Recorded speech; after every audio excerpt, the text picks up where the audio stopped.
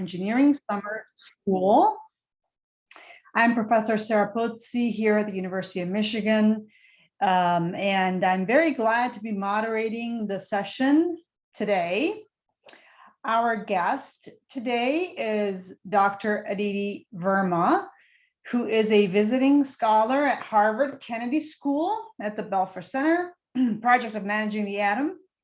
And she's also an upcoming assistant professor in our department at the University of Michigan. So we're very excited to have her join our department. Dr. Verma holds undergraduate and doctoral degrees in nuclear science and engineering from MIT. She also had previously positions at the IAEA, Framatome, and the Center for the Study of Science, Technology, and Policy. She has authored works for academic as well as policymakers, and these have been published in top journals in our field, such as Nuclear Engineering and Design, Nature, Nuclear Technology, and so on. So we're very excited to have Dr. Verma here today, and she will be talking to us about that intersection between policy and technology, which is so important if we want to have positive impact, to be able to speak both the technology but also the policy language. So Dr. Verma, the floor is now yours. Thank you. Thank you so much, Professor Pozzi, for that introduction. I'm so happy to be here with all of you, even if it's just virtually. I'm told that you're all from all over the world, so it's really exciting that you're all coming together as part of this summer school. So let me just share my screen and we can get going. So this is a lecture about policy, but it's also actually a lecture about how policy and ethics intersect, because as Professor Pozzi just said, we want to have a positive impact on the world with the work that we do. And it helps us as we do our work, as we think about what kinds of technologies to design, as we think about how to assess those technologies. It's helpful to have some sort of frameworks for thinking about how the work that we do and how the technologies we design, how they have an impact on society. So what I would really like for you to take away from this lecture are the three following things. One is that technologies and policies shape each other. It's not a one-way relationship between policies shaping technologies, which is how engineers and even policymakers often tend to think about this. It's really a two-way street. It's a mutually constitutive relationship. The other thing that I want you to take away from this is that inequities, and I'll get into what I mean by inequities later on, but inequities can become embedded in both technologies and policies. And so as we design new technologies, we really have to be careful and examine our own premises, our own biases, so that the technologies that we do design that enter the world are really able to serve everyone equally, fairly, and justly. And then the third thing that I want you to take away is that technology policies that are truly effective, they lead not just to innovation, but also to good long-term ethical stewardship of the technologies themselves. And so the way that I really want to spend my time then with you today is to reflect a little bit on the ways in which we typically think about the relationship between technology and policy and why that model is flawed. I then want us to think about what is this broader, more nuanced relationship between technology, policy, and society.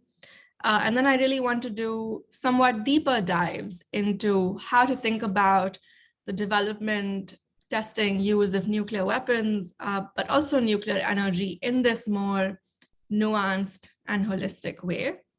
And then I'll wrap up with some conclusions. So what I will try to do is perhaps end about 5-ish, maybe a little bit earlier than that, so we have some time for questions at the end. So this is how we've tended to think about the relationship between technology and policy for a long time. And this limited understanding of this relationship between technology and policy has really shaped how we think about innovation. And this is the limited understanding effectively. Technology developers and policymakers often tend to stipulate that there's this linear relationship between technology and policy. So our work as scientists and engineers begins with basic research, which then leads to applied research, which then leads to technology development, and that technology is then diffused into society. And this model of innovation, from research to technology application and diffusion, can essentially be attributed to Vannevar Bush. So who's Vannevar Bush? Vannevar Bush was the head of the US Office of Scientific and Research during the Second World War, and he was a very prominent science advisor. He was also incidentally an electrical engineering professor and the dean of the School of Science at MIT. And in the post-war period, after 1945, Bush wrote about this relationship between basic research or fundamental science and applied research that leads to technology, innovation, and development. And so once Bush had written this report or essay, really, and you can look it up, it's called Science, the Endless Frontier, a lot of economists and management scholars sort of latched onto this linear model that Bush effectively wrote about, and they use that linear way of thinking about innovation and technology development to inform how we thought about developing technology policy at the state and federal level. And so what this did is that it focused a lot of attention on how to basically steward technologies from one stage to another. It focused a lot of attention into effectively pumping dollars into technology development.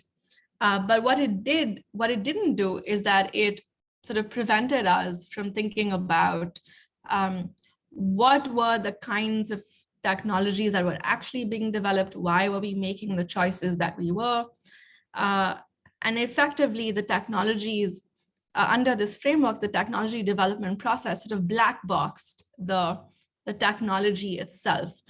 So there was a lot of focus on sort of the quantitative and numerical aspects of innovation, but not a lot on sort of the qualitative details. What is the work that was actually being done and why was it being done?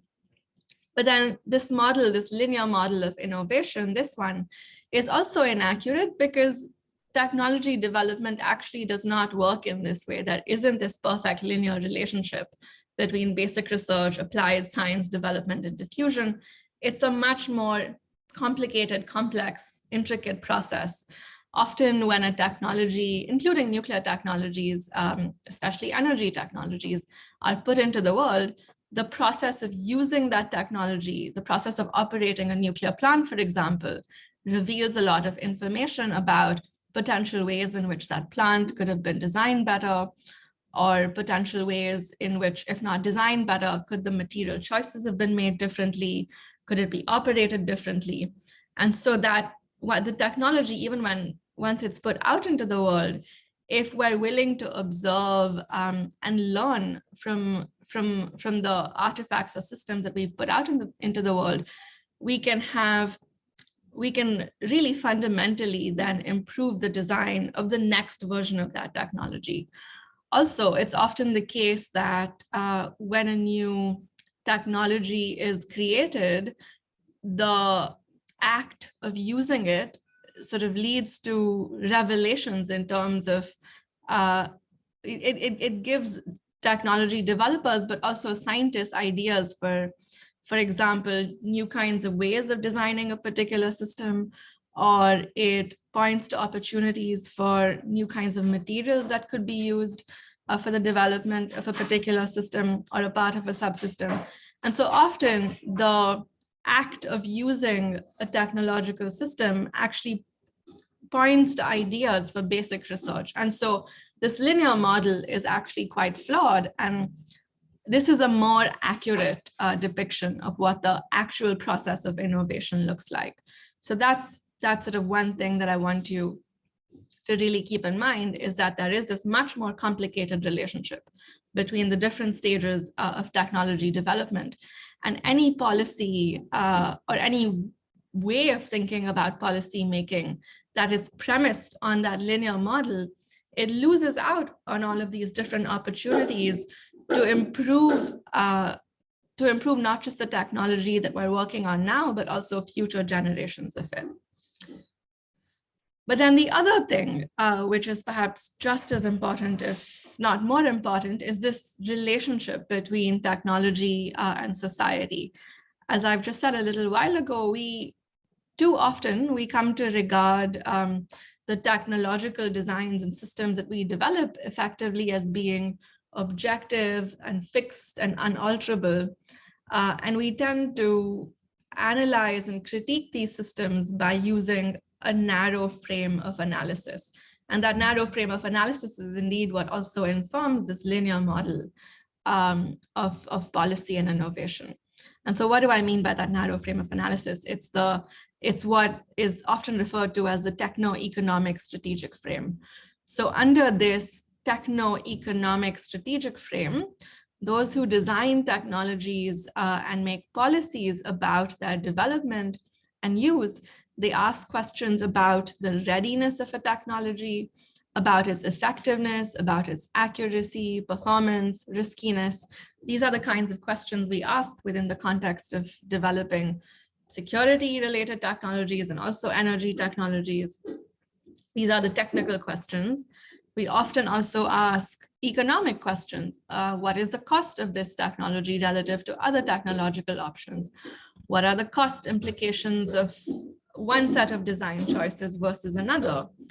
And if the technology that's being developed, if it has dual use or military applications, then we also ask questions about whether the technology or the system that's being developed, does it confer strategic advantage to the developing country or organization as a result of its existence, or is the strategic advantage lost as a result of its non-development?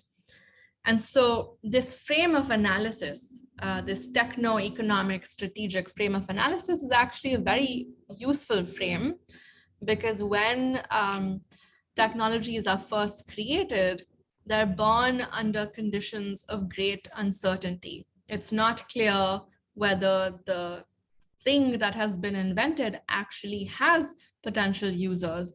It's not yet clear whether the design, the first of a kind design that has been created, whether that is the best possible way to design that particular system, or whether some of the other options and choices that were considered but not actually pursued were better than the ones that were adopted. And so there are all of these uncertainties that surround the creation of a new technology.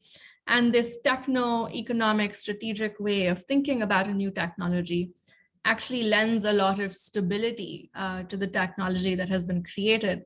It helps the designers, the policymakers, and also the potential users. It helps them assess the technology and evaluate whether the system that has been created, whether that is indeed the system that they would like to continue to use in the future, or whether there are other alterations that can be made along these techno-economic strategic lines that would make that system better in some way for the future.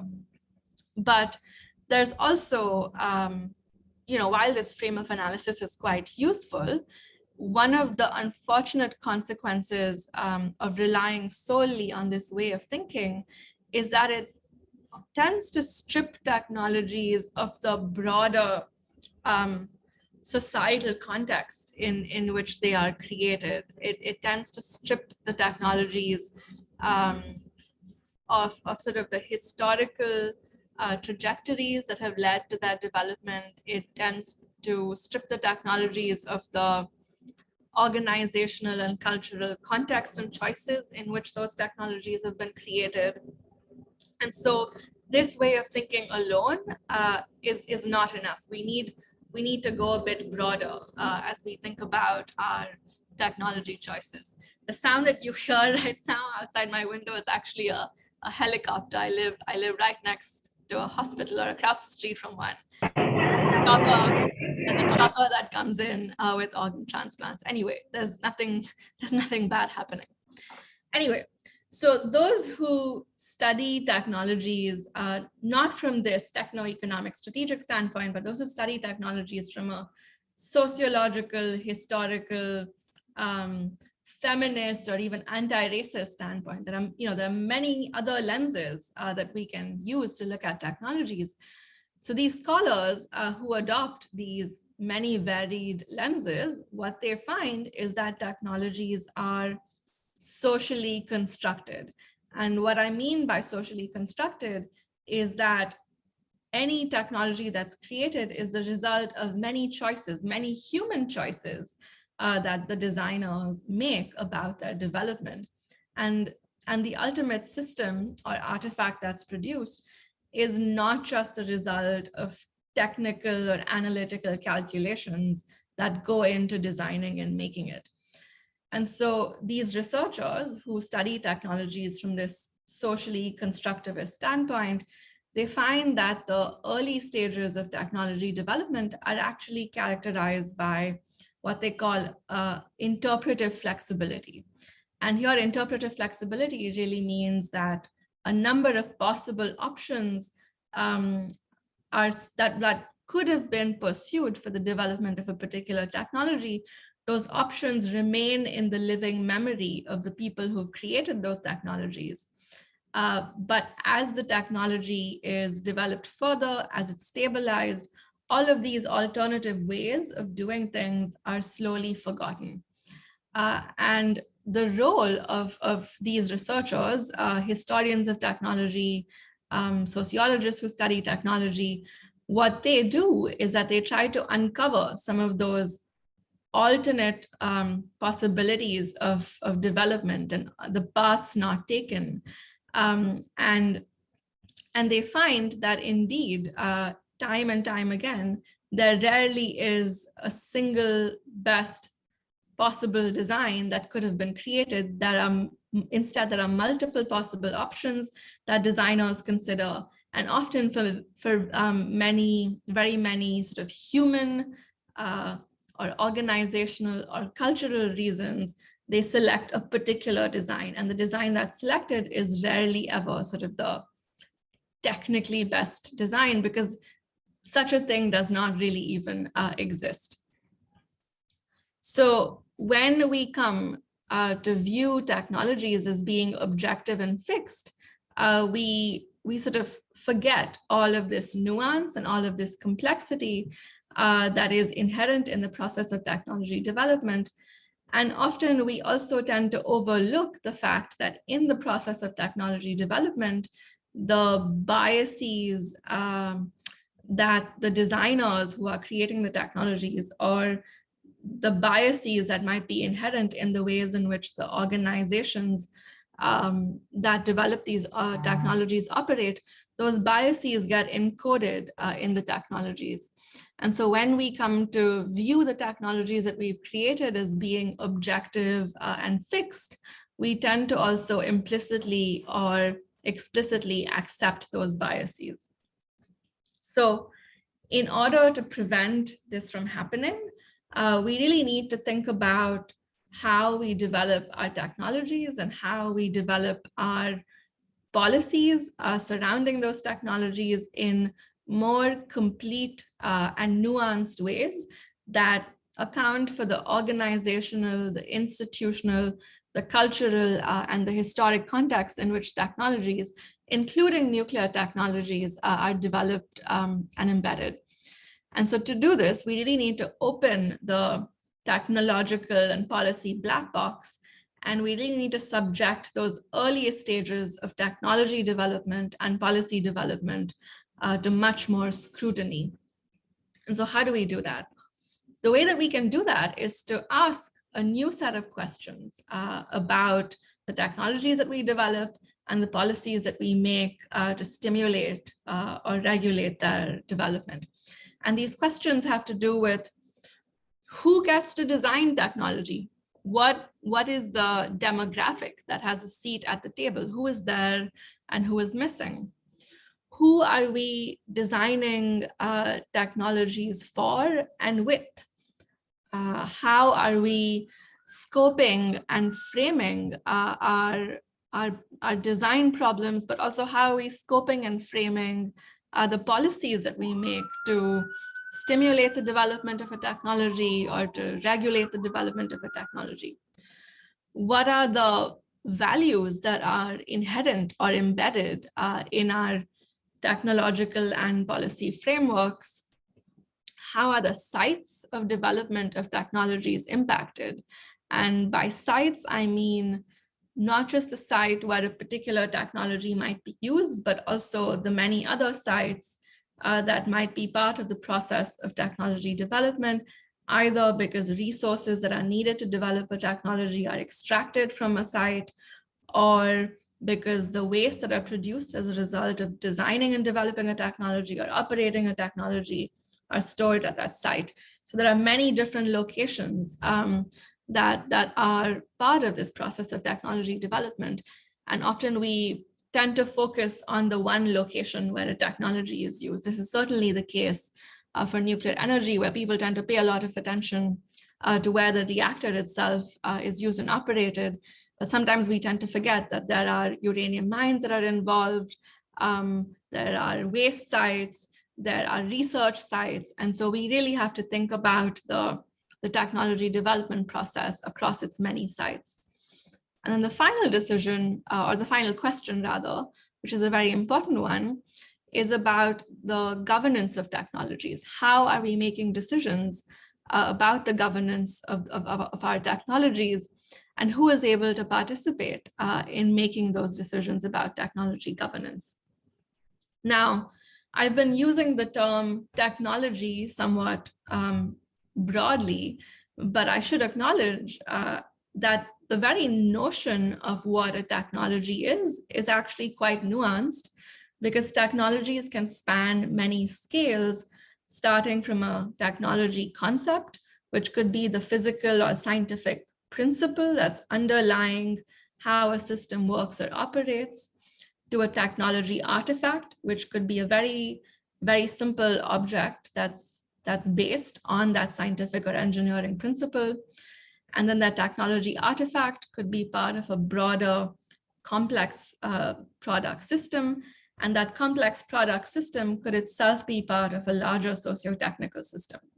And so if you think about this in the context of nuclear fission reactors, for example, the technology concept there is this very notion of fission, which produces a chain reaction, and that chain reaction is needed to generate energy. That's the technology concept. The technology artifact there could be the fuel pellet, in which that's basically the simplest possible artifact based on that technology concept. That fuel pellet is part of a reactor core, which is a complex system, and that reactor core is part of the nuclear. It's in a pressure vessel which sits in a containment, which is part of the nuclear plant, and that nuclear plant, in order to operate, has both the technical parts, but it also has social parts. There are people who are involved in the operation and maintenance of the plant. So the plant itself is a complex socio-technical system. And so there are these many different levels or scales of a technology. And in order to really design and develop these technologies in ways that are truly mindful of the impacts that they have on society and on environment, we really have to, at each scale of development, ask the questions that were on the previous slide, these questions. And not every question may be applicable to every scale of development, but many are likely to be. So how can we put this together? How can we put this broader way of thinking about technology and policy? How can we put it together and think about nuclear technology? So I want to walk us through what this type of thinking might look like in the context of nuclear weapons. And then if there's time, we can also revisit the nuclear energy example. But if we don't get to it, I can share the slides and you can look at them on your own time. And there are some readings in there as well that I would be happy to point you to. So this is a figure that shows the trajectory of the development of nuclear weapons just in terms of their numbers. We reached a peak in the mid-1980s in terms of the number of nuclear warheads that were just the number of nuclear warheads around the world. And then as a result of very successful diplomacy, particularly between US and Russia, and agreements that were made to dismantle weapons, that number has declined, but it's still much too large. So at the moment, or this is a little bit out of date, these figures are updated every couple of years or so.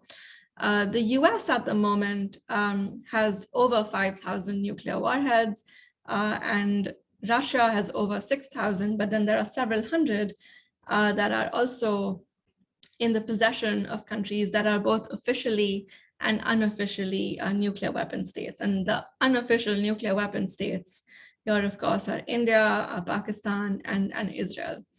And so the world's nuclear armed states combined possess over 13,000 nuclear warheads.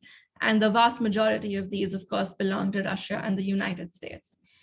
And so this number of nuclear weapons that exist really is quite alarming. And in the dominant policy discourse surrounding nuclear weapons, the thinking tends to be that nuclear weapons are what keep us safe. They prevent us from going to sort of an all-out war because there is this notion of deterrence.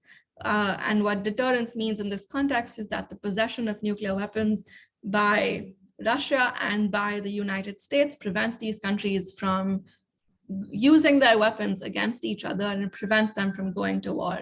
That's the most simplistic version of deterrence. And so under this sort of regime of thinking and policy making, the nuclear weapons are sort of believed to lend stability and ensure peace. And so under this model of thinking, when we think about security, we really think about the security of nation states, but we forget or tend to overlook the security of individuals, of communities, of regions. And so that is really what I want to sort of drill down into over the next several slides. So the questions that I had a few slides ago, these questions, let's revisit them in the context of nuclear weapons development. So the first question really has to be about who has designed nuclear weapons technologies, who has had a seat at the table. And here, and I think this is quite unsurprising, I think this should be quite unsurprising for most of you. The inventors of nuclear weapons, particularly in the US, have come from a very narrow demographic, which is Caucasian men. And these are the individuals who've had the say in terms of making decisions about how nuclear weapons are conceptualized, how they're designed, and how decisions are made about how destructive the nuclear weapons can be.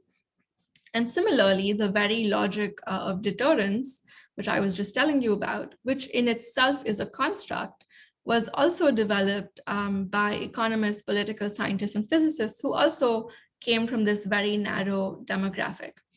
And this situation is problematic because these decisions about the development of weapons, about their detention, are made from a single and very narrow set of perspectives. And these decisions have been baked into the technologies that we have today and into their institutional and policy infrastructures that, again, persist to this day. And so here is quite a glaring inequity in terms of both the technologies and the policies that have surrounded the development of weapons from the very beginning.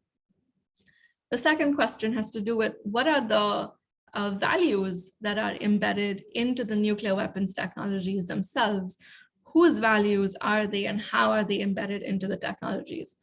So here there's actually just a fascinating literature that looks at nuclear weapons and their development from a sociological and feminist standpoint.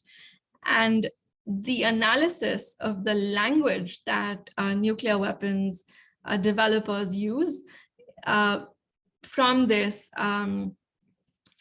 sort of feminist and sociological standpoint shows that language itself is full of abstraction, it's full of euphemism, and these ways of thinking and talking about nuclear weapons serve as distancing tactics.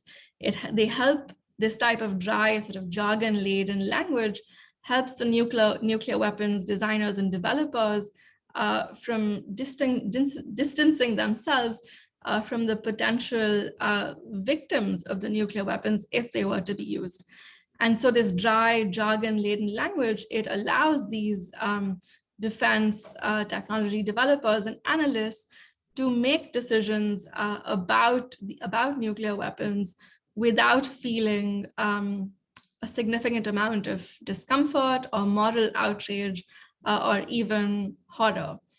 And these ways of rationalizing the existence of nuclear weapons are not just limited to the language itself, but also to the organizational routines and the procedures that are used for the development of nuclear weapons. So for example, for several decades, nuclear weapons analysts actually excluded fire damages in their calculations of the destructiveness of nuclear weapons. And this ultimately led to the US pursuing the development of a far larger number of weapons that any even techno-economic strategic analysis would actually call for or suggest. And then the sort of third thing to observe here is that there isn't sort of an obvious connection between the need for nuclear weapons and the preservation of peace and security. That linkage between nuclear weapons being a source of security is one that was established rhetorically. And for new people who enter the field, they have to be socialized into this way of thinking about the purpose and existence of nuclear weapons. And these ways of thinking are learned through processes of socialization, and they're passed on to new generations of weapons designers and developers and defense analysts so that they can do their work and so that they can sort of be part of this way of thinking that there is a relationship between nuclear weapons and nuclear security. And so all of this is really to explain that the very values that are encoded in the design and the development of the weapons technologies are those that were originated and propagated by a fairly narrow demographic without really much say from the many other people who have been harmed by the development of weapons or who could be harmed if those weapons were to be used. And so what are those potential sites and potential people who have been harmed and who could be harmed? So this leads us to the question about what are the sites of design and development of these technologies, and how are the people and the environment at these sites, how are they impacted by the developments of these technologies? So this leads us to mining, really. Around 70% of all uranium that's used in the world is mined at sites that are on or near indigenous lands. And additionally, the uranium that's used in nuclear weapons has also been mined.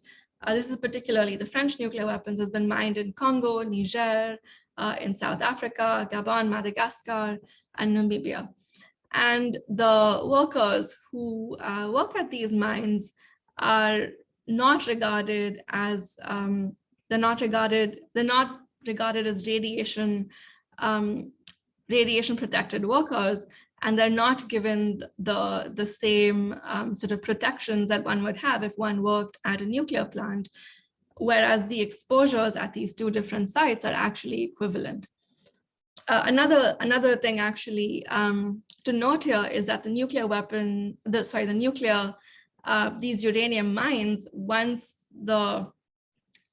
a sufficient amount of uranium has been extracted from these mines, they're often left unremediated. And as a result, the communities that live around these mines have suffered a lot of health burdens, including cancers that manifest intergenerationally. So these are just some of the impacts of just uranium mining, which we tend not to account for when we think about the damages that nuclear weapons have caused. We tend to focus on the potential damage that would be caused by a use of the weapon, but we tend not to think about the damages that are caused by the process of development. Similarly, another important site that we have to account for are the sites where the weapons themselves were produced and assembled. And in particular, these were the facilities of the Manhattan Project, which really gave rise to the first nuclear weapons that were ever built. And it's important to note here that even these facilities, like the uranium mines, were built on indigenous lands.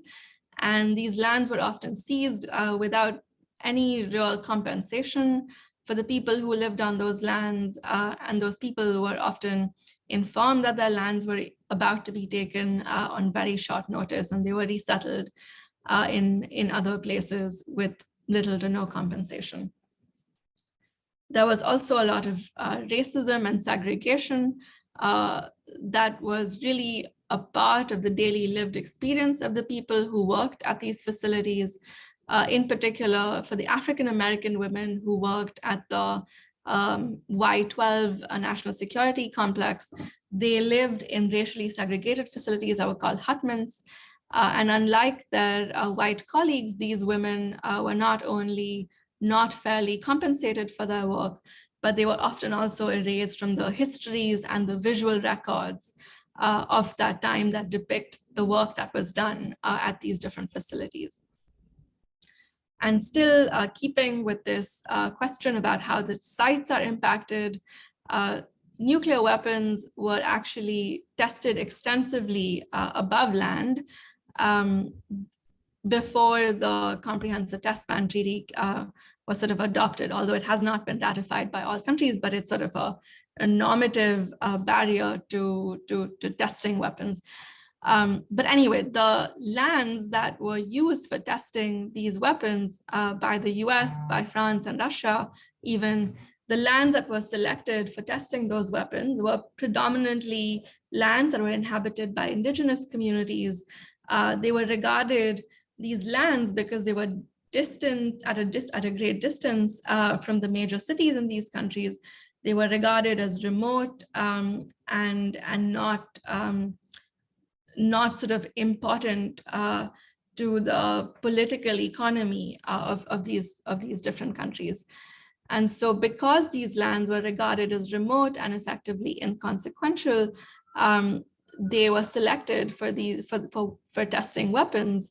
And in many cases, the fallout resulting from the weapons test had significant health impacts and environmental impacts on the people who lived on these lands. And these were predominantly indigenous people and communities of color. And then finally, when the decision ultimately was made to use nuclear weapons, and this was really the only time that nuclear weapons have been used in a hot war, they were used on Japan. And the rhetoric surrounding the use of nuclear weapons in Japan was actually quite steeped in racist and dehumanizing ideas about Japanese people and Japanese culture.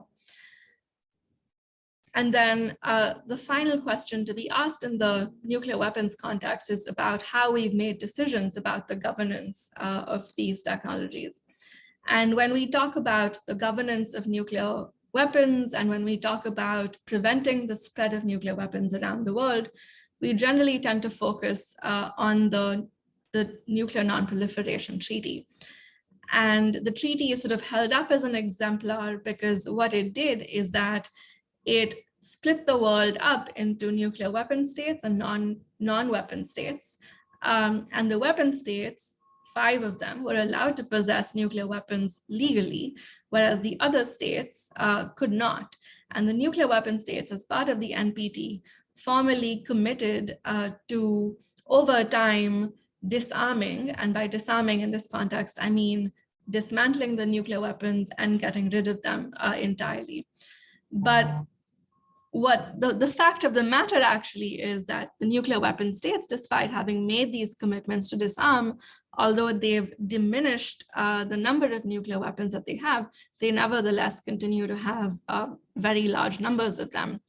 And when we sort of think about the NPT and its role in nuclear nonproliferation, while it's true that the NPT, in sort of creating this world order of weapon states and non-nuclear weapon states, has in fact prevented the spread of nuclear weapons to many countries, there were actually efforts prior to the NPT that sought to do this and do it in a more comprehensive way. And specifically here, I want to draw your attention to the 1955 Bandung Conference.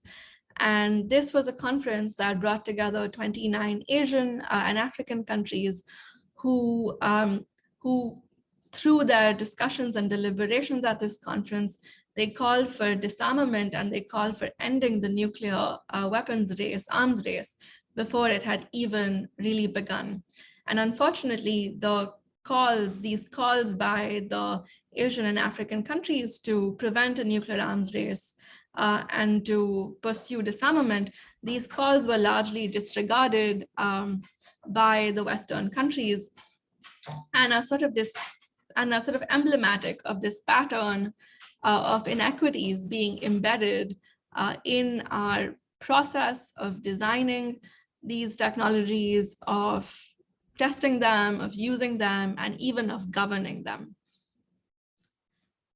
And well, there is one sort of positive development in this regard quite recently, which is the Treaty on the Prohibition of Nuclear Weapons. And this treaty is really quite remarkable because it emerged in a very grassroots way. It was really the work of community organizers in many countries across the global South, in many countries where nuclear weapons test sites were located, that really led to a lot of support for this particular treaty. And in particular, it was the international campaign to abolish nuclear weapons that really led the drafting and the development of the treaty. And this campaign, which is also referred to as ICANN, it was awarded the 2017 Nobel Peace Prize for its efforts in this regard. And this treaty, now that it has entered into force, it actually effectively makes the possession of nuclear weapons by the nuclear weapon states illegal. This treaty effectively, it is a UN treaty, it calls for the complete disarmament of weapons, and it makes the very existence of the weapons themselves being against international law. And so this is, I think, a very interesting example, because we have this world now in which we have a treaty that calls for the prohibition of nuclear weapons, that regards the very existence of nuclear weapons as being illegal, whereas there are a number of countries that continue to possess nuclear weapons and that have not signed on to this treaty or ratified it, the US included, India, China, Russia, all of the nuclear weapons states. And so we live in a world where there are these very different epistemic logics that are embedded into how we think about the governance of nuclear weapons. So I won't go into this, but I do briefly want to go into how we might think about nuclear energy in a similar way. So there are, at the moment, 441 nuclear reactors that are operational around the world. Many of these reactors were built in the 60s, the 70s, and even 80s, and they're approaching the end of their operational lifetimes. And so as this is happening, there are also a number of policymakers and planners and technology developers who are increasingly realizing that there might be a significant role that nuclear energy technologies can play in our transition towards clean, low carbon, decarbonized energy systems. And this is some of the emerging rhetoric surrounding the development and use of advanced nuclear energy technologies, in particular for decarbonizing energy systems. I hear was somebody trying to unmute their mic? All right, I'll continue. Also, sorry, I can't tell who is. Okay, I'll just continue.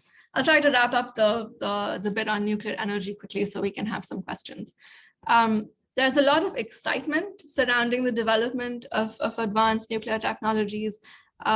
Just in the last couple of decades, there have been over 130 nuclear reactor design projects that have been active around the world. And there are really technology developers who have been working on large reactors, on small reactors, based on a number of technologies, and they're working rapidly to commercialize these technologies. But as we think about developing these new nuclear technologies, particularly for decarbonizing our energy systems, we really ought to be asking these questions, again, in the context of technology development. Who's designing? Who are we designing for and with? How are we scoping and framing our design problems? What are the values that we're encoding in our technologies? How are the sites where we are developing these technologies, how are those sites impacted? And how are we making decisions about the governance of these technologies? And I think it's especially important to be asking these questions in a nuclear technology context right now, because for a long time, we designed sort of these large gigawatt scale nuclear reactors that provided electricity to the grid. But many of the technologies that we're developing now are meant to be community scale sources of energy that are in the form of micro, even nano reactors, small modular reactors that could be used to provide heat and electricity directly to communities. And so when a technology is sited in such close proximity to a community, it becomes important to think about what that community that hosts the technology, what it might want to see as being part of the design of the technology itself, but then also the technology facility. And so it becomes important to ask these questions again. So in the context of advanced nuclear energy technologies, from the 1950s to the early 2000s, there were really two big reactor design companies in the US that led the development of nuclear reactors. And in these companies, it was really a handful of men who rose through the ranks over the course of the trajectory of their careers. And it was really these men who shaped the design and development of many of the reactors that operate around the world today. But now, with the emergence of many university and startup-based design teams, the people who shape the design and development of new reactors, the lead designers of these reactors are often younger. They're sometimes fresh out of graduate school. But even now, the demographic in terms of who gets to be a lead designer for a project, that demographic is still predominantly male and Caucasian. And that is somewhat unfortunate, because unless you are from a context where technology might one day be used, unless you are directly from that context or community, you are unlikely to have access to the ways of knowing, to the ways of thinking that might be prioritized in that community, and in terms of how that community thinks about what a viable energy source for it might be. And so here, a specific example of such a community that is actually very interested in nuclear energy is this community of Galena in Alaska. This is a northern indigenous community that has less than 500 people who live there. And this is a community that's expressed interest in nuclear energy from the early 2000s. And especially of interest to this community are these microreactor technologies. But the point that I'm trying to make here is that the perspectives of communities such as this one in Alaska are often not part of the technology development process. They're not part of the technology policy making process. And as a result, the technologies that we make and the policies that we sort of surround the development process with are often unable to anticipate and account for the needs of these communities. And similarly, this way of thinking, this sort of narrow way of thinking also unfortunately extends to how we scope and we frame our design problems. So in a large company, in a large nuclear reactor design company, for example, when a new reactor design project begins, the lead designers often will take a prior design that they've worked on and build and develop that design further within a new project, instead of asking themselves a more fundamental question, which is about where might this system be actually used? What might the needs and requirements of the people who live around that facility and system, what might their needs and requirements might be? What might they want to see in the way in which that technology or facility is designed? So the point that I'm trying to make here is that just as we made these decisions in sort of narrow-minded ways about how we designed and developed nuclear weapons technologies, we've tended to make decisions in a similar way about nuclear energy technologies as well. And then the question of how the resources that are needed to develop these technologies, that way of thinking applies here as well in the context of nuclear energy technology development. So I won't go into this final bit too much more, except to say that when it comes to the governance of nuclear technologies and nuclear energy technologies in particular, the nuclear industry has unfortunately created a rather how shall I put it, antagonistic relationship with society.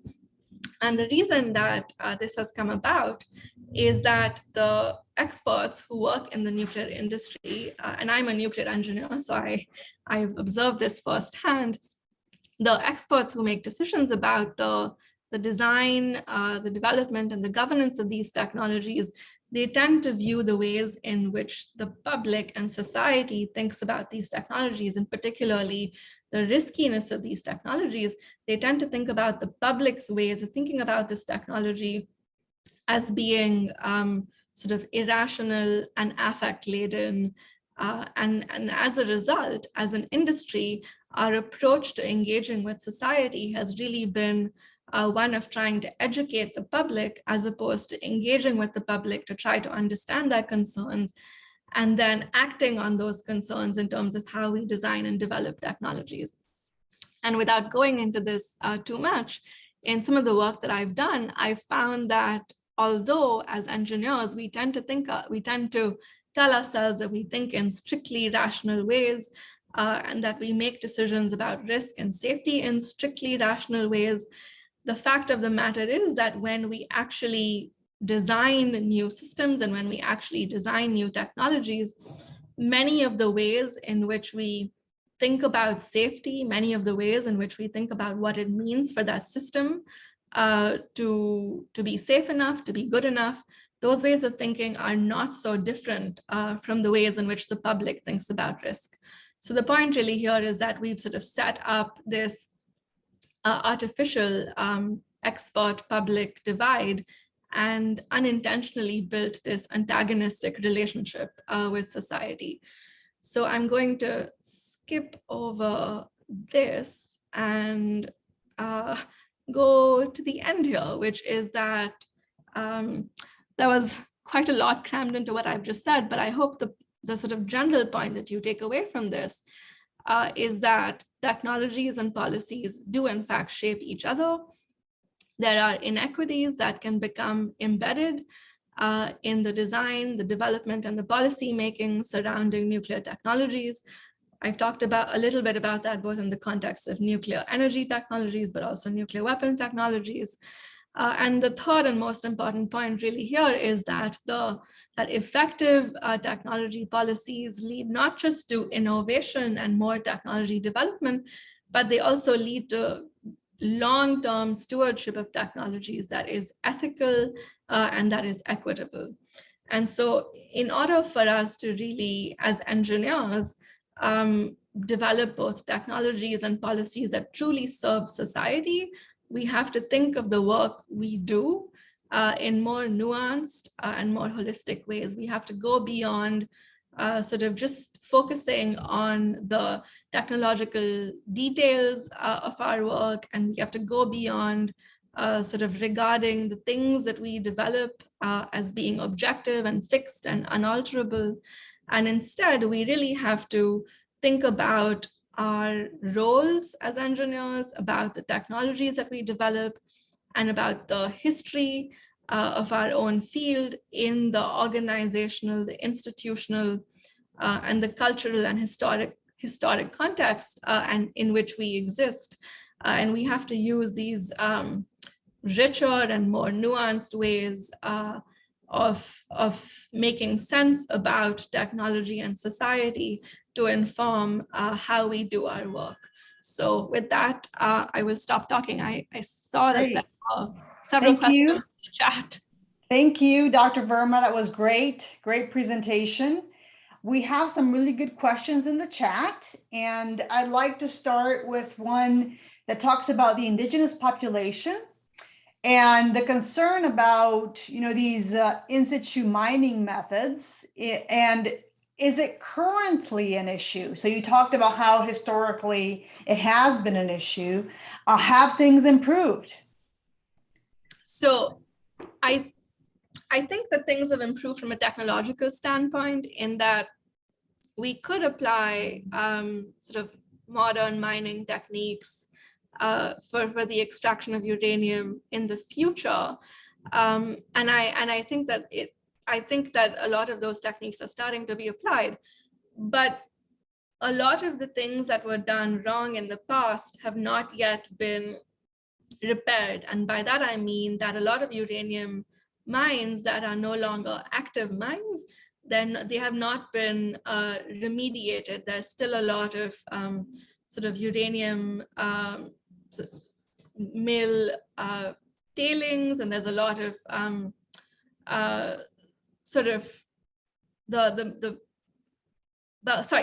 I mean by what I mean when I say the mines have not been remediated is that the land has not been returned to a state in which it can be used by the communities that lived around it. And as a result of that, there's still a lot of contamination of water, of the land itself. The communities who live around these lands are unable to grow their own crops. They're unable to sort of drink the water that flows in the streams, that's in the wells, because there's a lot of environmental remediation work that hasn't been done at these mines. So there's sort of this paradoxical situation where while we have sort of technological breakthroughs in terms of mining technologies, we haven't actually applied them to the existing sites, and we haven't remediated the existing sites. Great. Thank you. The other question here is related to the Non-Proliferation Treaty and how some countries have gone after nuclear weapons by leaving the treaty. And on the other hand, the treaty has made it difficult for countries that want to use nuclear technology for peaceful purposes, such as for electricity. So could you speak a little bit about that and how effective or not effective the NPT has been in this regard? Yeah, well, the NPT, the NPT was not able, certainly, to prevent India, where I am from, Pakistan, and even Israel from acquiring nuclear weapons. But before the NPT, went into force, the expectation was that by the 1990s and 2000s, there might be hundreds of nuclear weapons in the possession of countries that were beyond those 5 nuclear weapon states.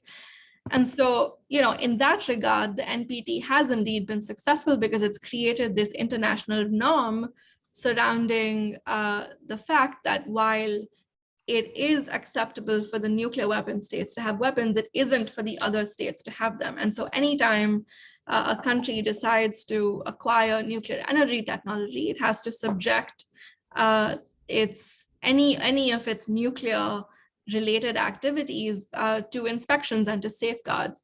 And so in that sense, the infrastructure that arose to police and sort of steward and enforce the NPT has prevented many countries from acquiring nuclear weapons. But I think the more important point there is that there were efforts before the NPT that sought to prevent an arms race altogether.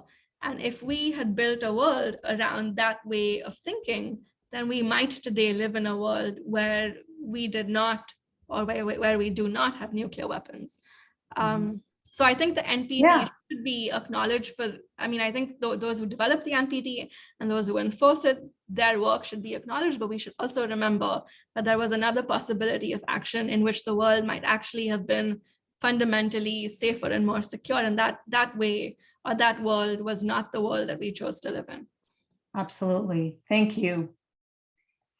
So maybe one last question, since we are at time, and I want to combine a couple questions on small modular reactors and the timeline for that deployment. What is the typical timeline? And it's taking quite a few years. And are there any immediate policy changes that you see as a need that would help with deployment of small modular reactors around the world? Yeah, there's actually quite a bit that's being done just in the US. What is so interesting about a lot of these small modular reactor technologies is that they're not light water reactors. They use other types of coolants, they use other types of fuels as well. And so while we made a lot of progress in terms of analytically designing these reactors and doing reactor physics and thermal hydraulics and materials calculations about how they'll perform, what we actually need to do is to demonstrate a technology to understand whether we've perhaps failed to anticipate certain kinds of problems, to understand how much time does it actually take us to actually build a prototype reactor, what is it like to operate it. And so in that regard, what the US has at the moment is something called the Advanced Reactor Demonstration Program.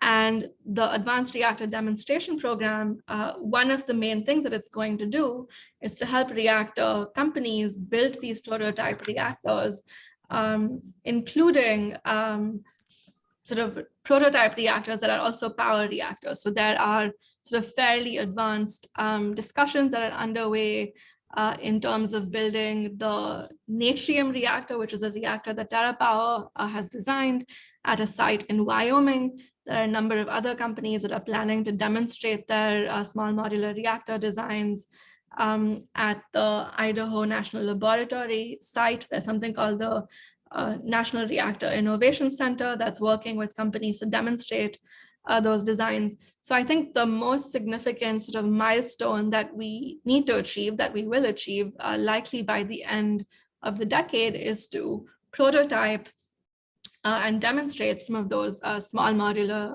reactor technologies, but not even just the small modular reactor technologies. There are also micro reactors that are being developed. There are still some larger reactor designs that are also under development.